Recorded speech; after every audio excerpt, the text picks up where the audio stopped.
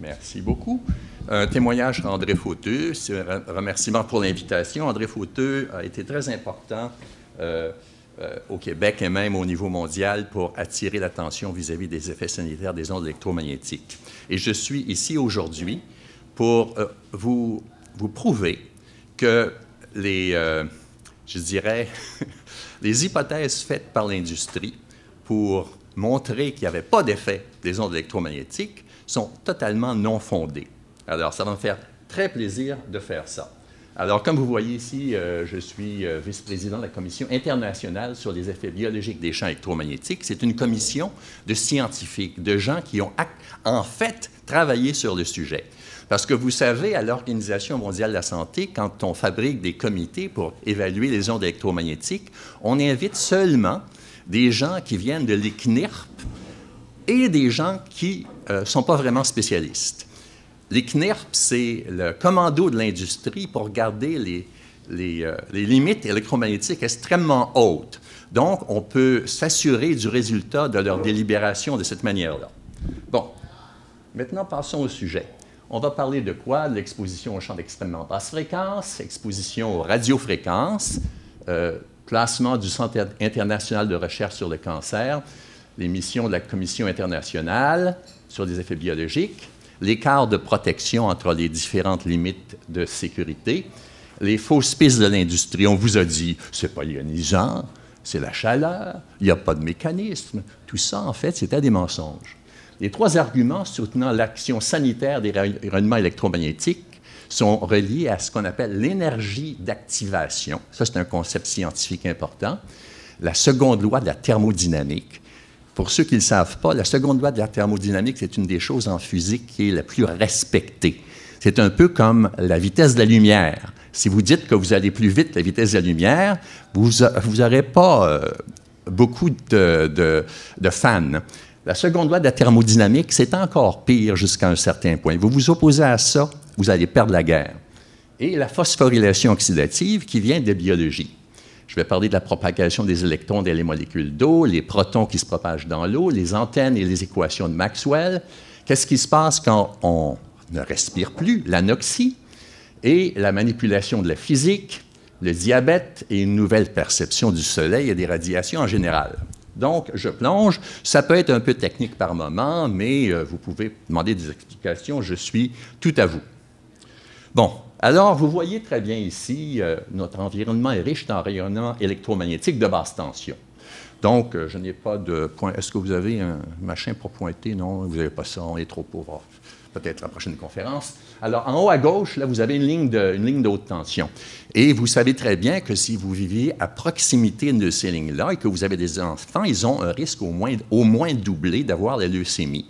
Et ça, c'est sur la base d'études épidémiologiques qui ont été répétées très souvent. Et de la même manière, un peu en bas, les maisons que vous voyez, il y a des expositions aux champs magnétiques dues au réseau de distribution. Et ces deux sources-là, ce sont effectivement des sources qui sont relativement soutenues, parce qu'il s'agit du courant non seulement de vous, mais de tous les gens autour de vous, en d'autres termes, qui passent dans ces réseaux-là. Donc, pour le cancer, une action soutenue des champs magnétiques est relativement nécessaire. Alors que dans votre maison, là, ici, il y a un diagramme qui montre quels sont les champs magnétiques en nanotesla à différents endroits d'une pièce. Et vous voyez que j'ai encadré le 10 nanotesla, qui est un seuil biologique, plus ou moins, d'effet sur les champs, sur la santé. Et vous voyez qu'à certains moments donnés, là, pour le transformateur de la sonnette de la porte, pour la radio, pour la télévision, pour le hi-fi, ça va passer ces valeurs-là. Donc, dans votre milieu domestique, en général, vous êtes de temps en temps exposé à des champs nocifs. Le problème des lignes, c'est vu que c'est une moyenne du courant qui est consommé par une grande population, ce sont des expositions qui sont assidues, qui sont continues. Et donc, pour le cancer, c'est une menace. Les champs magnétiques et domestiques, la médiane, ça veut dire la valeur la plus probable, c'est 60 nanotesla. Le L5 la valeur qui est excédée 5 du temps, c'est 290. Et il y a une dominance du réseau de distribution. Deuxième influence, les retours de terre. Donc, dans la pratique, dans la vie de tous les jours, vous êtes influencé par les réseaux de distribution. Et ça, c'est une chose dont Hydro-Québec était très, très, très soucieuse à un certain moment donné parce que une fois que le courant électrique passe le compteur, il devient votre propriété et votre responsabilité. Et Hydro-Québec aurait été très soulagé si, en fait, c'était les courants domestiques qui étaient très dominants. Mais malheureusement, ce n'était pas le cas. Il faut tenir compte des courants des réseaux de distribution. Voilà pour les basses fréquences. Les hautes fréquences, je pense que vous devez être très au courant de ça. Il y a beaucoup de controverses autour de la 5G. Et j'ai encadré en rouge en haut les téléphones cellulaires. Il n'y a personne ici qui n'a pas de téléphone cellulaire, n'est-ce pas? Tout le monde en a. Est-ce qu'il y a quelqu'un qui en a 2 ou 3? Bien, souvent, j'ai des collègues en Chine, là, mes collègues ont des bourses, là, ils sortent un premier téléphone, un deuxième et un troisième parfois, donc c'est assez typique. Les tours de relais des téléphones cellulaires, le sans-fil, les laptops et tout ça, et je les encadre. Pourquoi? Parce que ce sont des impulsions, des champs magnétiques impulsifs. Il y a des crêtes extrêmement fortes qui portent les données. En d'autres termes, les porteuses de 2,4 GHz ou de 5 GHz, tout ça en soi, ça ne porte pas de données. Il faut les moduler. Et on sait que bien que les fréquences pures aient des effets biologiques, les effets les plus importants sont reliés à la modulation. Donc, lorsqu'on change la modulation, on peut changer l'effet biologique. Et ça, c'est une chose à explorer. Mais il y a également des sources de radiation qui sont plus basses, la radio AM, la télévision, les fours micro-ondes et les radars, qui sont impulsifs aussi, mais qui sont relativement plus rares. Donc, ce qui domine votre exposition, il s'agit de votre téléphone cellulaire, des tours de ce téléphone cellulaire et naturellement, si vous avez un super ordinateur qui aurait un gros tas d'antennes dedans et qui est extrêmement moderne, il peut avoir beaucoup, beaucoup d'antennes. Ce n'est pas une antenne dont on parle. La plupart de ces antennes-là, c'est ce qu'on appelle des patch antennas qui sont imprimées. Donc, leur capacité d'émettre de manière efficace est reliée à leur dimension. Donc, à chaque fois qu'on a une autre fréquence, il faut avoir une autre antenne. Donc, dans certains appareils, il y a un gros tas d'antennes. C'est presque inévitable. Un peu de la même manière dont ces téléphones-là commencent à avoir beaucoup de caméras. Voilà. Donc, une autre exposition. Et ça, ce sont deux rapports de l'Agence internationale de recherche sur le cancer, qui est constituée en grande partie d'épidémiologistes.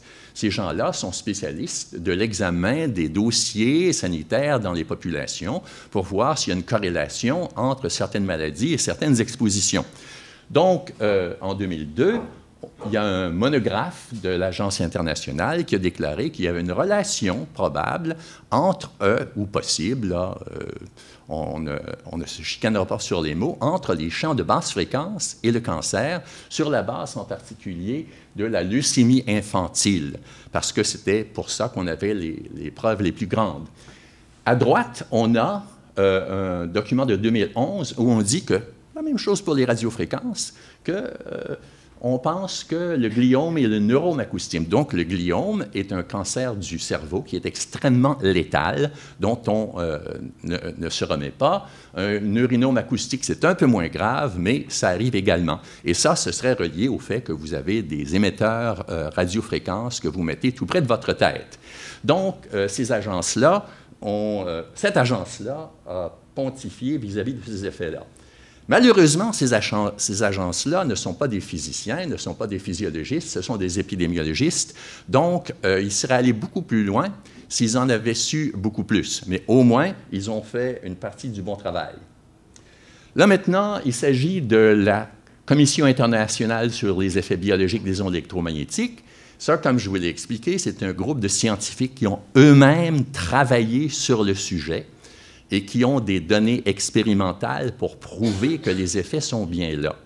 Et ce qu'on sait, c'est que dans toute la littérature scientifique, relativement aux basses fréquences, 90% des chercheurs qui font des essais voient des impacts des ondes de basse fréquence, des champs magnétiques de basse fréquence.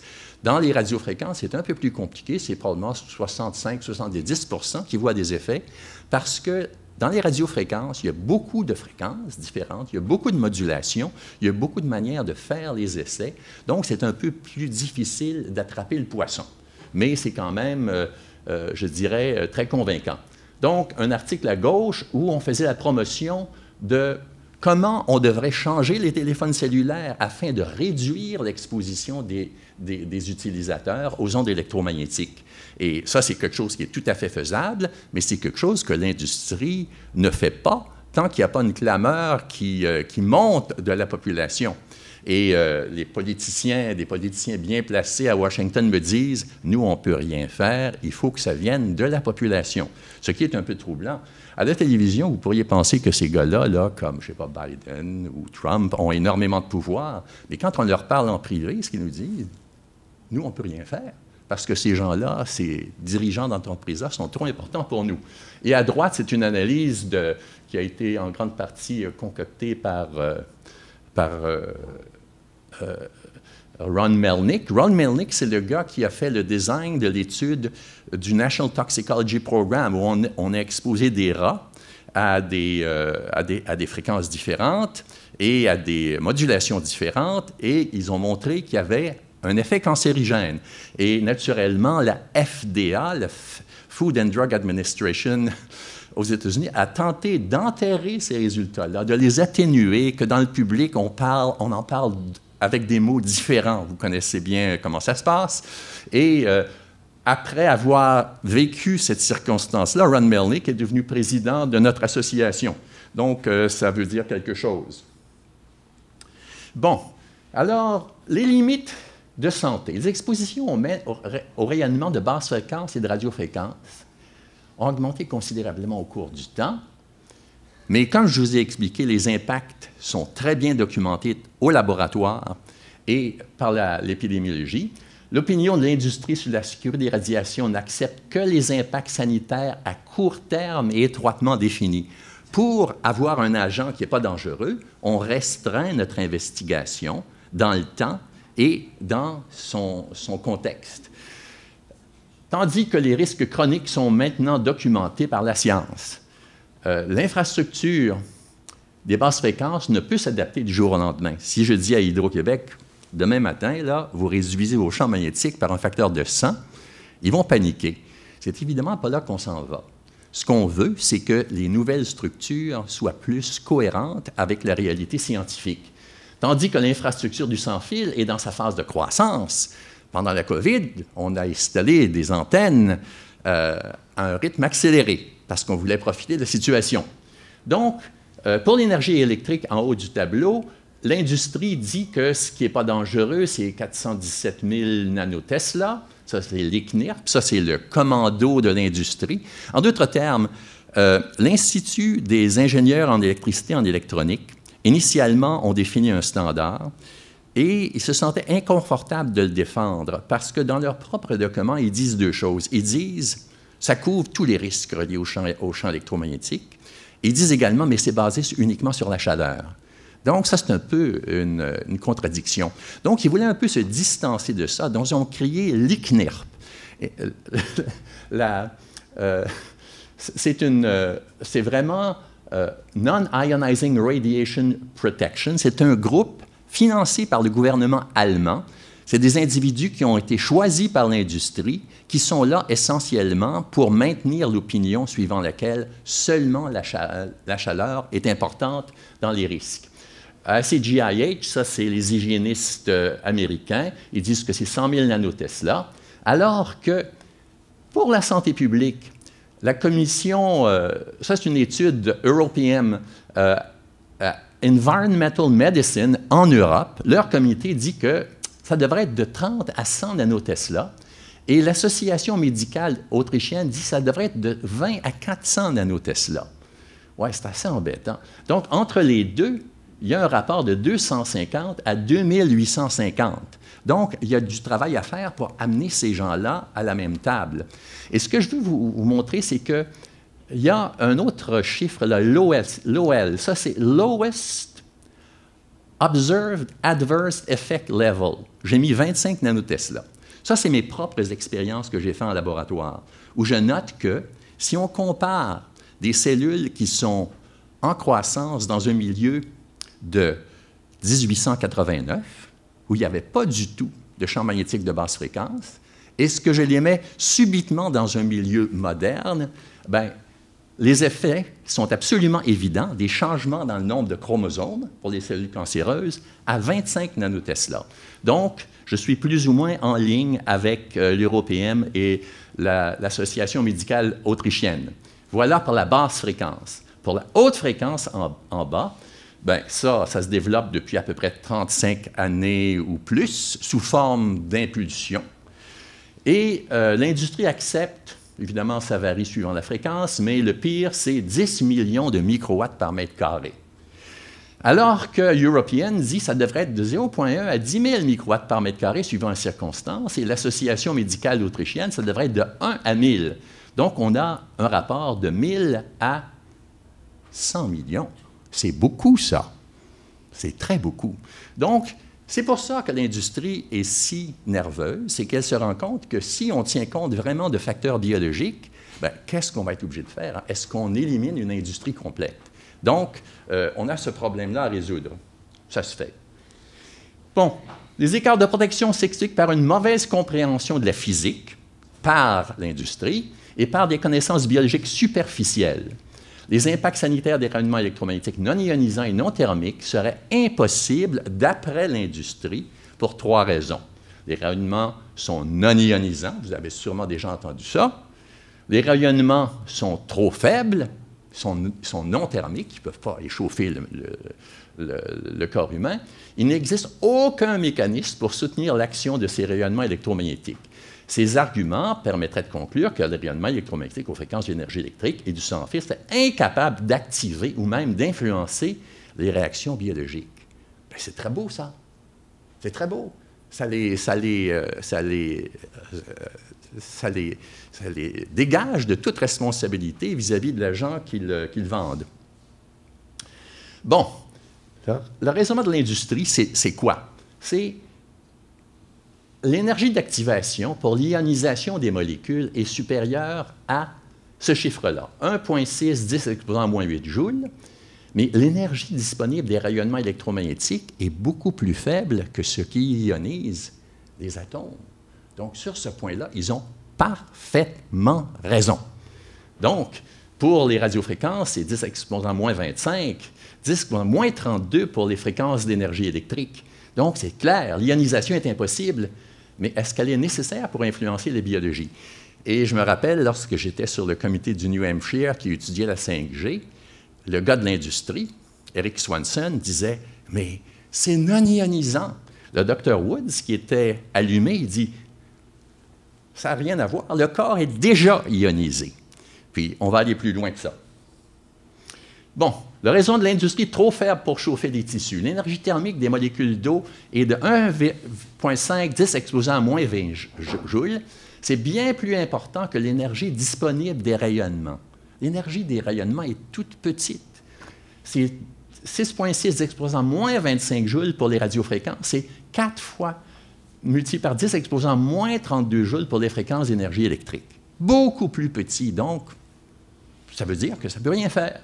Ainsi, tout effet du rayonnement est négligeable face à l'énergie thermique des molécules. Wow!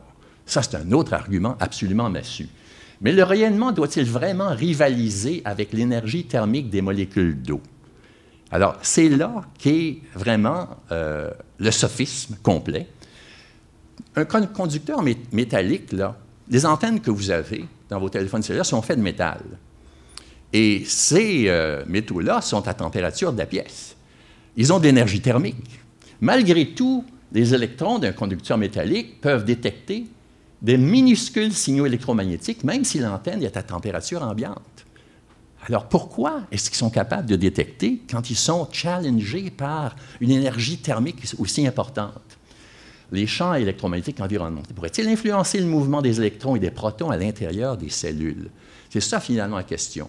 Est-ce que ces agents-là, ces champs-là, sont capables de faire ce qu'on dit qu'ils font? Alors, on y vient.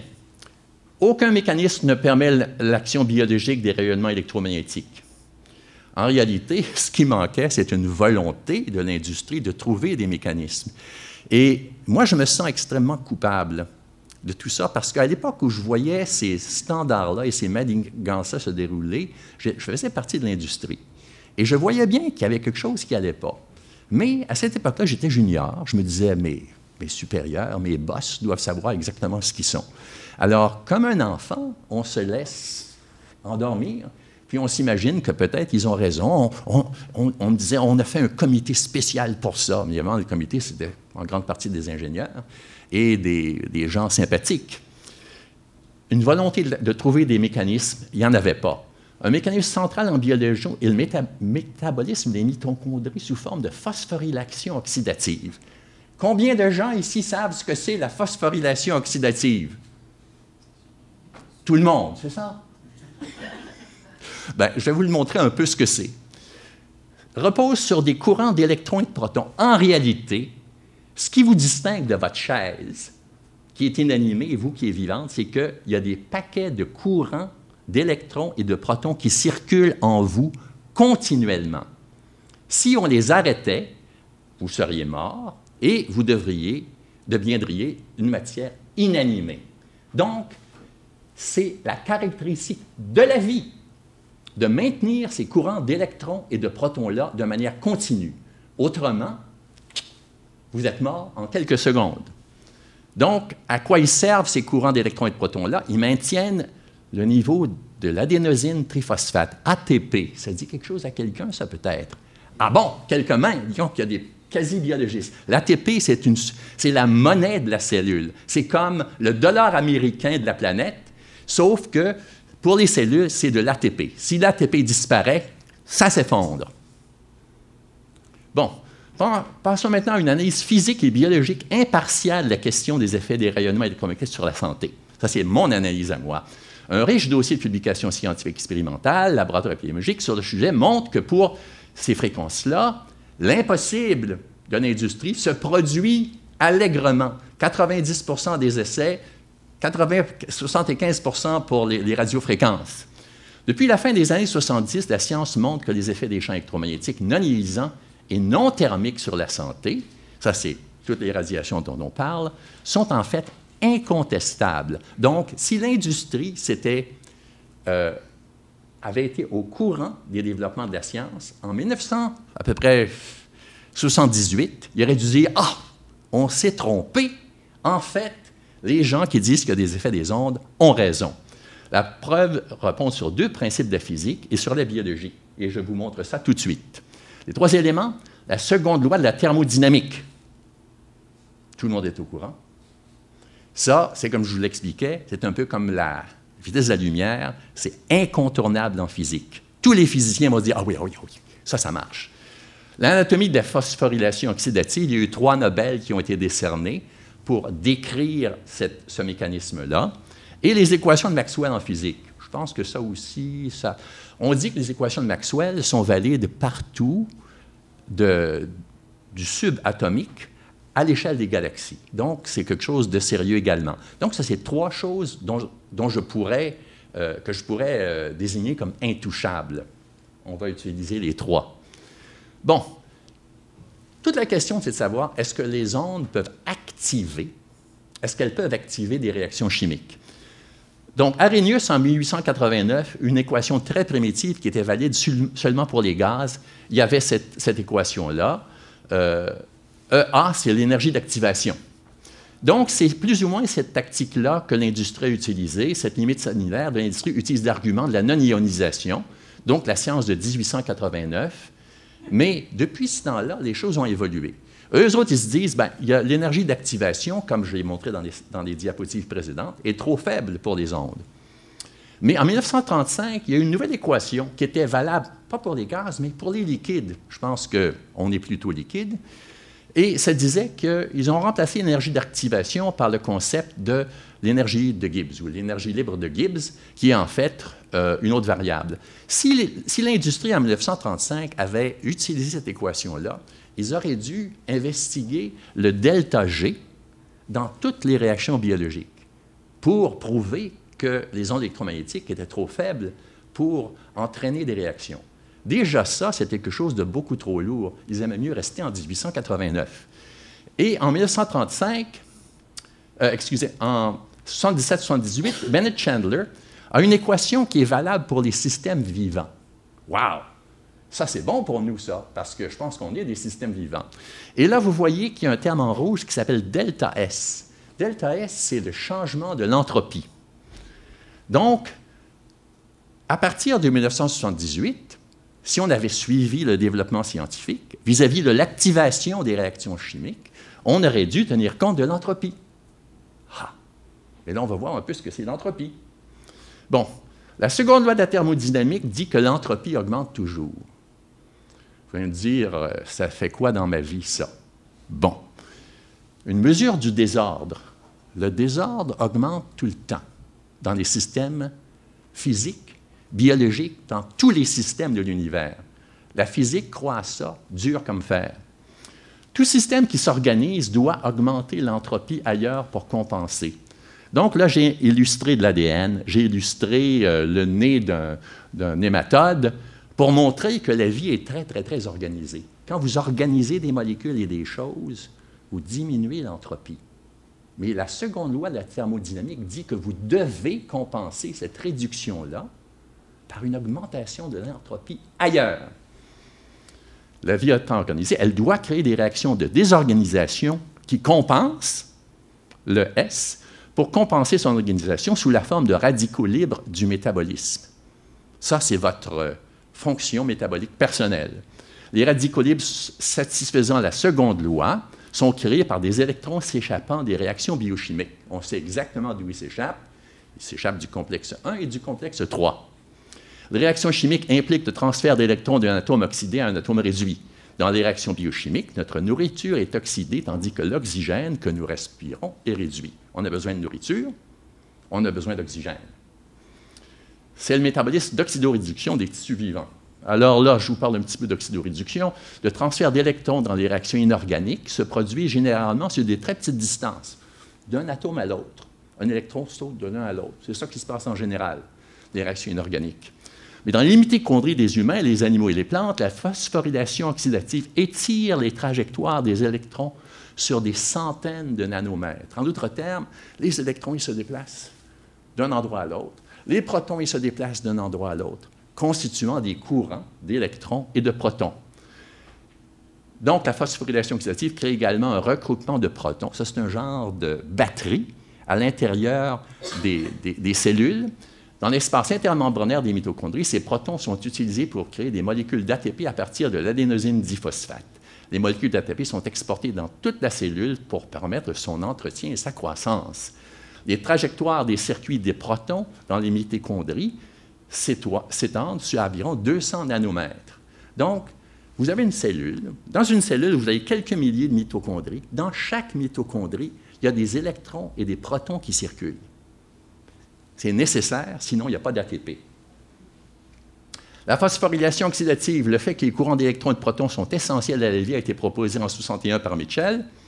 Théorie chimo-osmotique, cette physiologie était présente dans tous les manuels de biologie en 1975, a été pleinement acceptée en 1978 lorsque Mitchell a reçu le prix Nobel.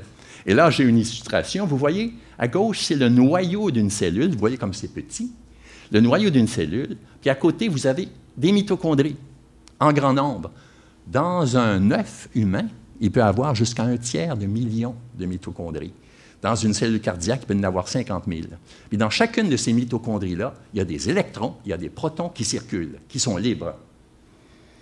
Alors, comment ça fonctionne?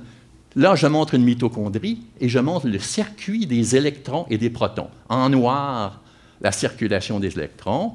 Les grosses flèches bleues, c'est la circulation des protons. Les électrons disponibles de notre alimentation, notre nourriture rentre en 1 et ressortent en 2, là où on consomme l'oxygène, qui sont ensuite transmis aux molécules d'eau. En fait, ultimement, c'est l'eau qui reçoit les électrons. Les électrons se propagent à travers les molécules par effet tunnel, à travers les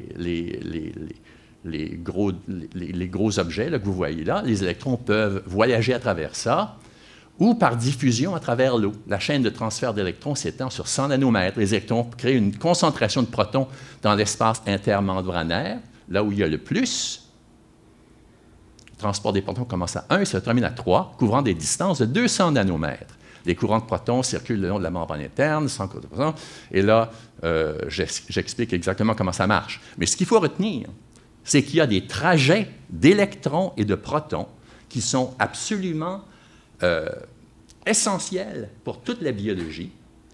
Et ces courants-là peuvent être dérangés par des champs électromagnétiques de quelque valeur que ce soit.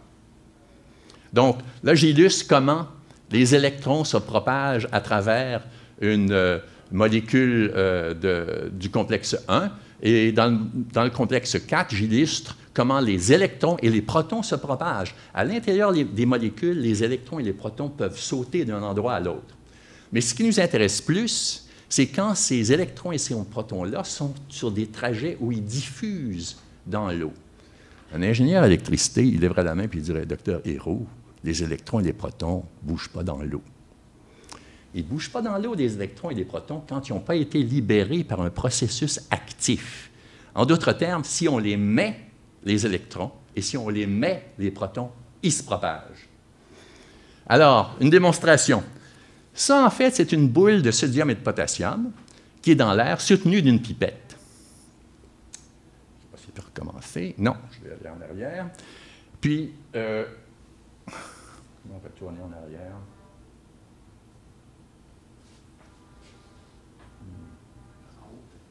Tiens, ici, probablement. Ah, non, il n'y a pas de souris. Je l'avais?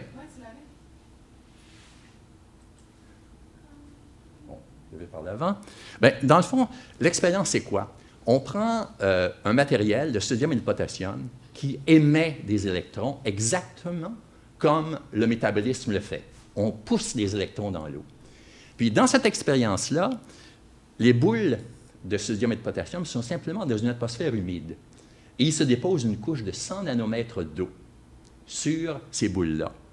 Et cette boule-là a une apparence de l'or. Un métal a une apparence de l'or parce qu'il propage les électrons de manière libre.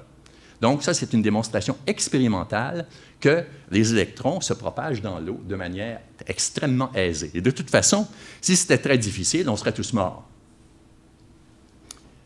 Bon, je retourne en arrière. Voilà. Donc, vous voyez la formation là. Ça a été analysé par des gens qui n'avaient aucun intérêt au conflit qui nous préoccupe. Des purs scientifiques qui ont décidé de faire une expérience pour voir si effectivement, c'était possible que les électrons se propagent de cette manière-là. Et voilà une démonstration absolument éclatante. La mobilité des protons dans l'eau, même sans champ électrique, pour les propulser, les protons libérés sont très mobiles dans l'eau. Ça, c'est très étranger aux gens de l'industrie électrique parce qu'eux, ils connaissent seulement les électrons. Les protons, pour eux, c'est ce que vous avez dans votre piscine, peut-être, pour ajuster le pH. Mais ce n'est pas plus que ça. Mais à l'intérieur de votre corps, les courants de protons sont extrêmement actifs et importants parce que c'est eux, ultimement, qui génèrent de l'ATP. Donc, dans la phosphorylation oxydative, les protons sont donnés au milieu par les complexes 1, 3 et 4, ce qui entraîne une différence de pH entre l'espace. Il n'y a pas de contre-ions aux protons pour ralentir leur mouvement vers le complexe 5. Et je mets des détails, mais ce qu'il faut retenir, c'est qu'en réalité, les protons, lorsqu'ils sont libérés par des processus biologiques, se propagent de manière extrêmement efficace. Donc, dans votre corps, vous êtes farci de courants électriques et protoniques de manière continue, sans quoi vous êtes mort. C'est aussi simple que ça. Donc, la différence entre vous et une table, je le répète, c'est ces courants-là. Arrêtez ces courants-là et vous devenez complètement inutile. Et là, je fais un certain calcul. Les électrons et les protons se déplacent continuellement sur de longs chemins conducteurs. 100 nanomètres, dans le fond, par rapport à une molécule d'eau, c'est pas mal long, ça. Donc, l'anatomie établit des trajets d'électrons de 200 à 2000 fois plus longs que ceux typiques des trajets des électrons dans les réactions inorganiques.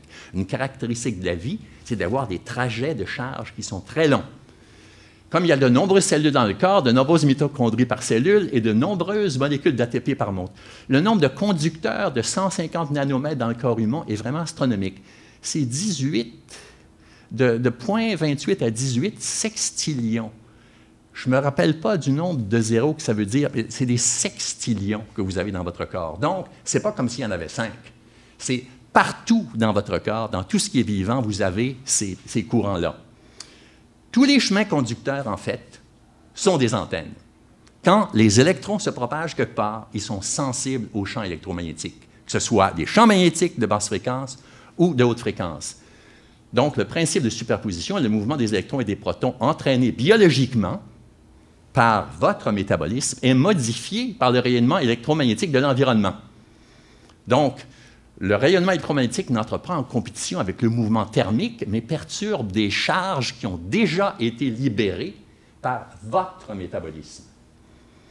Donc, le principe de superposition de Maxwell dit que la somme en d'autres termes, que deux ondes se superposent de manière très simple.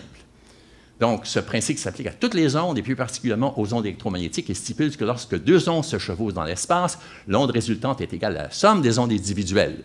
Puisqu'il existe un champ qui entraîne des courants d'électrons et de protons longitudinalement le long de l'espace intermembranaire, là je fais référence à la biologie, ce champ peut être perturbé par un rayonnement électromagnétique provenant de l'extérieur du corps, plus précisément par un rayonnement émis par un téléphone portable, une tour de réseau ou un système électrique. Voilà. Là, une autre illustration. Ça, c'est des tests que j'ai faits il y a quand même assez longtemps, là, 1993. Je ne me rendais pas compte de leur signification. On prend le cerveau d'un lapin et on met des électrodes dedans dans le cortex du lapin.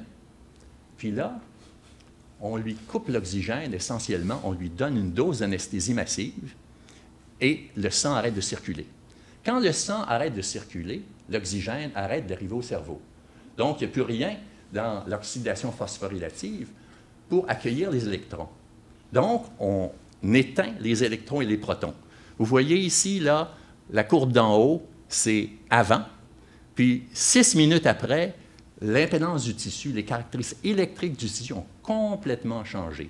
Et si je refaisais ces tests-là aujourd'hui, je mettrais moins de points sur la courbe et je ferais des tests à toutes les 15 secondes pour savoir exactement ce que c'est le temps de transition. Ça, ce que ça veut dire, c'est que vos tissus vivants, en particulier le cerveau, dépendent de manière aiguë de la présence d'ATP qui est générée par des courants d'électrons et de protons qui doivent être là de manière continue. Sinon, vous êtes mort. Et d'autres données pour montrer comment c'est relié au nombre de mitochondries par cellule, dont un tissu qui a des besoins d'énergie plus grands et plus susceptible à l'action des champs électromagnétiques extérieurs. Donc, se fier à une physique de 1889 n'est-elle pas une menace pour la santé publique? La promotion précoce et massive par l'industrie s'est vue sur l'impossibilité des impacts biologiques et sanitaires des rayonnements électromagnétiques non thermiques et non ionisants a induit en erreur de nombreux chercheurs dans le passé, notamment les épidémiologistes. Quand vous êtes un épidémiologiste, on vous demande de regarder des statistiques très compliquées et qu'on vous dit, vous savez, c'est impossible. Finalement, c'est ce résultat-là qu'ils trouvent. Et l'épidémiologie, il y a beaucoup de manières de pousser dans une direction ou dans l'autre. Et les gens même qui font des essais en laboratoire, si on leur dit, vous savez, ça ne se peut pas, ils sont lourdement influencés par ça. Donc, une vue théorique étroite, coordonnée avec une mauvaise appréciation de la physiologie, ont été utilisées pour discréditer des observations de laboratoire épidémiologiques parfaitement valables. De nombreuses occasions de recherche sur les impacts sanitaires des ondes électromagnétiques ont été fermées, l'opinion scientifique étant manipulée pour protéger des intérêts commerciaux à très court terme. Il faut comprendre les entreprises. Leur job à Hydro-Québec, ce n'est pas d'examiner la biologie, c'est de produire du courant électrique. Et lorsqu'ils rencontrent un problème comme ça, ils se disent comment est-ce qu'on peut s'en séparer le plus vite possible. La job des compagnies de télécommunications sans fil, c'est de vendre des téléphones cellulaires. Ce n'est pas de s'inquiéter de votre santé. Moi, je m'inquiète de votre santé. Eux, ils s'inquiètent de leur vente et de leur profit. Donc, qui est le plus crédible? Là, je vous montre en primeur quelque chose de très intéressant. C'est que parfois, il y a des choses qui se produisent en société, parfait, qui sont extrêmement des très bonnes occasions d'examiner l'impact des champs magnétiques, en particulier ici de basse fréquence. À un moment donné, il y a eu un embargo sur l'huile. Vous savez, quand les pays arabes se sont fâchés, puis ils ont dit, on monte le prix, vous n'en aurez plus. Bien, ça, il y a une barre bleue verticale ici qui montre Oil Embargo. Dans le cas du diabète, il y a un délai de 7 ans avant que l'effet d'un impact environnemental soit senti. OK? Et à un moment donné, l'embargo a cessé. Et la consommation électrique aux États-Unis a augmenté. Ça, en bleu, c'est la consommation électrique de toute la nation américaine, telle qu'elle a été influencée historiquement par l'embargo sur l'huile. On se décale 7 ans plus tard, vous voyez la perturbation en orange sur l'incidence du diabète. Alors, dans mes essais en laboratoire, j'avais prévu que l'effet des champs magnétiques aurait un impact sur le métabolisme et en particulier sur le diabète. Naturellement, on écrit ça dans une publication. La publication est mise sur une tablette et il n'y a personne qui en tient compte. Alors, la vérité en science, c'est que pour qu'une publication ait un impact, il faut avoir l'argent pour en faire la promotion. Il faut aller la montrer, serrer des mains, avoir des amis et toutes sortes de choses comme ça. Autrement, ça va être découvert au moment où quelqu'un, de manière aléatoire, va la repêcher.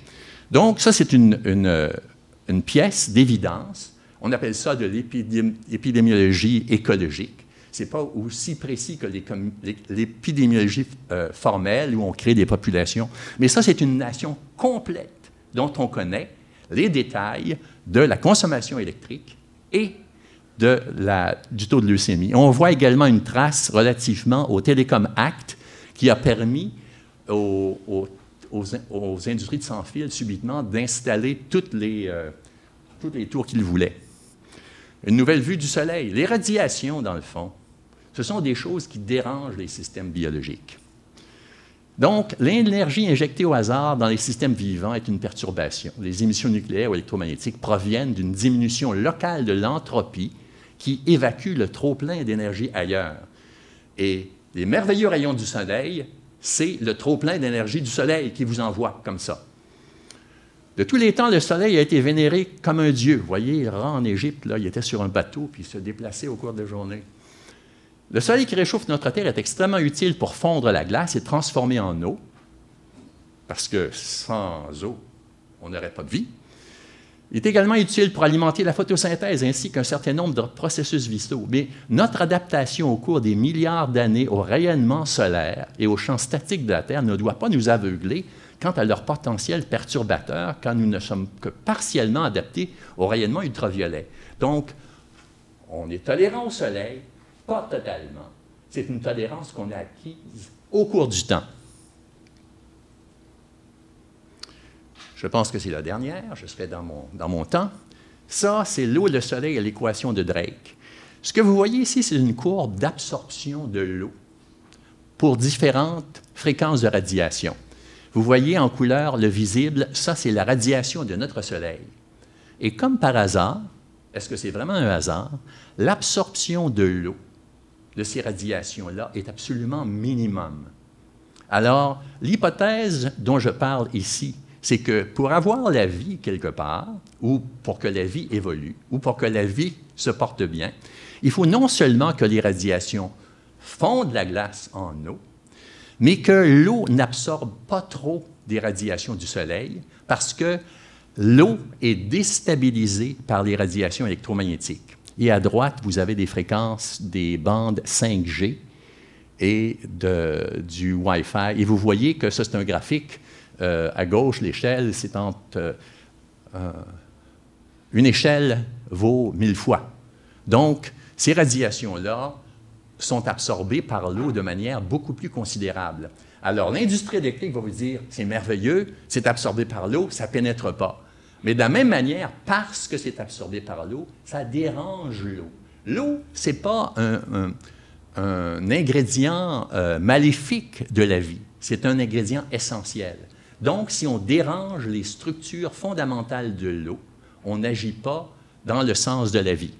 Donc, la radiation électromagnétique non solaire, comme celle du sans-fil, pourrait donc interférer fondamentalement avec la vie, indépendamment de la température, simplement par l'absorption dans l'eau à quelque intensité que ce soit.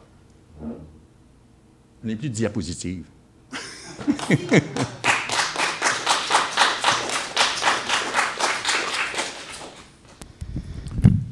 Merci beaucoup pour cette superbe présentation, très technique, mais néanmoins très claire et vraiment présentée avec un angle super intéressant. J'ai bien aimé l'approche.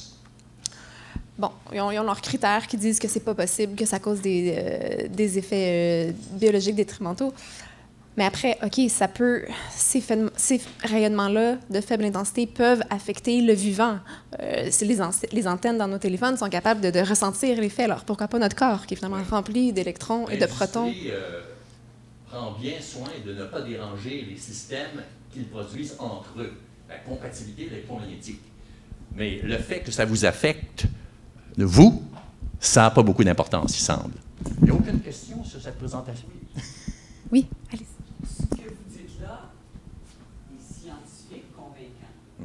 Comment se fait-il que quand Santé Canada, ou je ne sais pas le nom exactement, dit non, la 5G, ça n'a pas d'effet, ils regardent un paquet d'études, c'est sûr, beaucoup d'études viennent de ceux qui font les cellulaires, les IMF, toutes ces choses-là, mais parce que vous dites, ça doit être... Pourquoi? Ils doivent le dire, mais Ouais. les gens ne diront pas parce que les gens ne le savent pas. Moi, Oui. je pense que 95% des gens sont pas au courant. Mais Santé Canada, quand ils regardent les études, pourquoi s'ils n'arrivent pas aux mêmes conclusions que certains? Je vais vous expliquer exactement comment ça marche. Je faisais la revue récemment d'un article par Kasperitis, qui était un gars qui a été mandaté par l'Organisation mondiale de la santé pour examiner le cancer relié aux ondes électromagnétiques.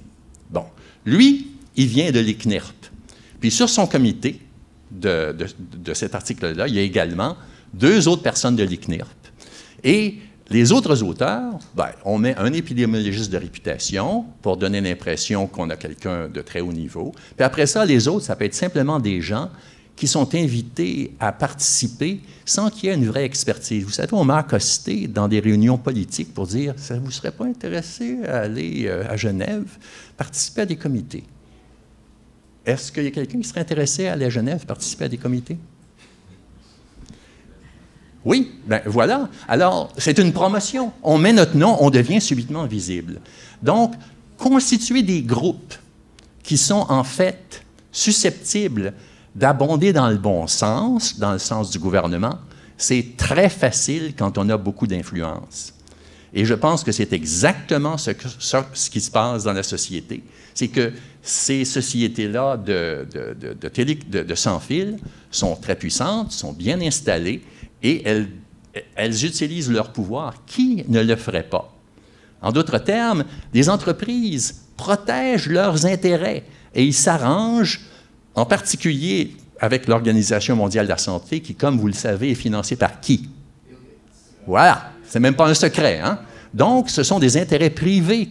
Alors, ils ont assez d'influence pour faire dire à ces organismes-là des choses qu'ils ne devraient pas dire. L'histoire du tabac est très intéressante. L'Organisation mondiale de la santé savait très bien que le tabac était nocif, mais ça a pris du temps avant qu'il le déclare. Pourquoi? Parce que les industries du tabac utilisaient leur succursale alimentaire pour donner des aliments à l'Afrique. Donc, en gérant les risques, à certains moments donnés, il y a des décisions qui sont incompréhensibles qui sont prises. Mais c'est, je dirais, aux dépens de l'intégrité scientifique et morale de ces institutions-là. Malheureusement, vous savez que Tchernobyl, l'Organisation mondiale de la santé dit qu'après cette catastrophe-là, il y a eu 30 morts seulement. On sait que c'est les morts qu'on a pu déterminer immédiatement au site lui-même. Donc, on refuse de dire au public qu'il y a eu des impacts sanitaires parce que l'Organisation mondiale de la santé est en dessous de l'énergie atomique dans la hiérarchie des Nations unies. Donc, ils ne peuvent pas interférer avec les projets de l'industrie atomique. Et apparemment, il est en train de se faire un même deal entre l'industrie du sans-fil ou même l'industrie de la haute technologie et l'OMS. C'est un trafic d'influence. Donc, votre réponse, c'est que le Canada regarde ce que l'OMS fait et donc, c'est ça arrête là. Parce que s'ils regardaient vraiment... Ils copient tous les uns sur les autres. En réalité, ces comités-là, personne ne veut... On dit aux étudiants de ne pas copier en classe, mais en réalité, les comités le font. Et dans le fond, l'industrie, qu'est-ce qu'elle a fait? Moi, j'étais là quand ils l'ont fait. C'est qu'ils ont constitué une grosse bibliographie qui disait ce qu'ils pensaient. Après ça, ils l'ont donné gratuitement au gouvernement, partout dans le monde, en leur disant, voyez-vous, on a fait le travail pour vous. Donc, la paresse et le trafic d'influence sont très importants pour déterminer ce qui se passe. Merci beaucoup pour votre courage de dénoncer aussi clairement depuis autant d'années. Bravo pour votre travail et de le rendre très digeste. La prochaine conférence va commencer dans 4 minutes. S'il y en a qui veulent une petite pause et qui veulent se rendre à l'autre salle, vous pouvez entamer vos déplacements. On peut aussi prendre les 4 minutes qui restent pour poser une dernière question. Savoir s'il y avait de l'espoir dans un monde qui est encore plus Wi-Fi que plus avec les autos électriques et tout. Y a-t-il de l'espoir dans l'industrie que ça change la mesure de base? Si l'industrie arrêtait d'avoir peur de la science et qu'elle l'acceptait, on peut toujours améliorer les choses, mais on ne devrait pas fabriquer ou on ne devrait pas construire des ouvrages qui perpétuent un problème. À partir de maintenant qu'on sait que les ondes électromagnétiques sont comme des produits chimiques, qu'on doit les contrôler, il faut commencer à le faire et ne pas continuer à nier l'évidence scientifique qui est claire. Bien, merci à Paul Héroux et merci à André Fauteux, qui n'est pas avec nous aujourd'hui, mais qui fait vraiment un travail de sensibilisation incroyable dans son magazine depuis plusieurs années. Merci beaucoup.